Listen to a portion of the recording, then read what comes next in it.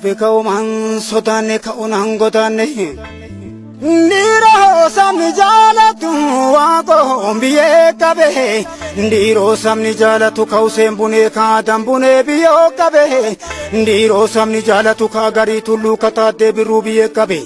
Ndiro samni jalatu jira ina gare Ndute hina walane narif gishu garabute dabe Talubun jirtu kalitif kilin tokkabe Wabe nasimi tilikada be Ndupin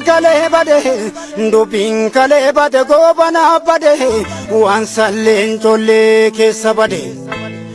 Walin olte walin fakatu faradon Arreda ke na dolchada amata tago Nurahida umara ke kamatago Kabidi harikan ke kadamago Sena dagatamun gamna barite barihin Sena dagatamun gamna barite barihin Gafana dinda mukesa jira garihin Goni mana gabbe jira abduan dabame Jira tu sesa jira nadihin Ule wanutti mangabani Lenji saro babutan Lenji sobae mutan Aragamule dugafa Dabamule kuma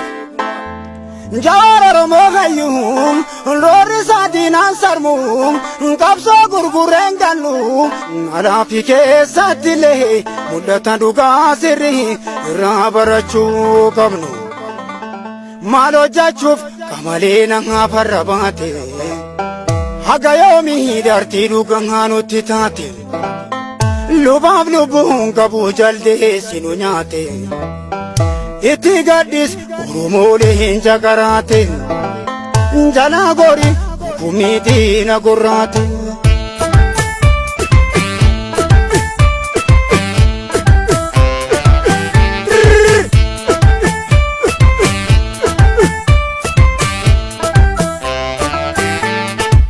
Ngari jabuli watu higenu Ngari jabuli watu higenu Oromi antenna shagara bebe tuka Nababa kenna Anuti tenna chi Tango ne tandenna Ndabasi ne genine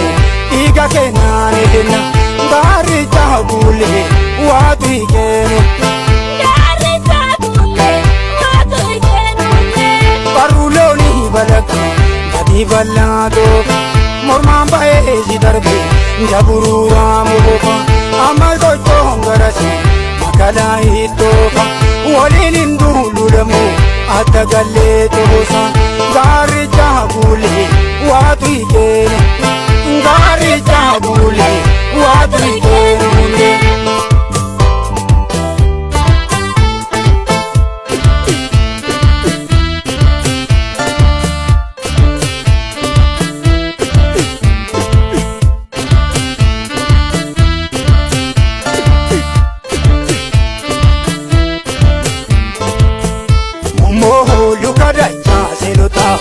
Unshoho sitina wala bota Ariyo ibatuhu dinu kumalkiyare